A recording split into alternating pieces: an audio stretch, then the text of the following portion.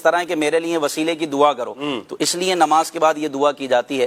اور فاروق اعظم رضی اللہ تعالیٰ عنہ فرماتے ہیں اذان اور اقامت کے درمیان جو دعا کی جاتی ہے وہ قبول ہوتی ہے، وہ رد نہیں ہوتی۔ اس لیے اذان کے بعد ہمارے یہاں معروف ہے کہ یہ دعا پڑھی جاتی ہے، تو درود پاک بھی پڑھیں۔ فاروق اعظم کا ایک بھی فرمان یہ بھی ہے کہ دعا آسمان و زمین کے درمیان لٹکی رہتی ہے جب تک کہ تو اپنے نبی پر درود نہ پڑھے۔ سبحان اللہ، تو درود پڑھیں گے تو انشاءاللہ عز و جل دعائیں بھی اوپر جائیں گی، دعائیں بھی قبول ہوں گی۔ کیا بات ہے، کیا بات ہے۔ پڑھتے اگر درود ہے ملتا ثواب ہے، پڑھتے اگر درود ہے ملتا ثواب ہے، جو اگر سلام تو آتا جواب ہے۔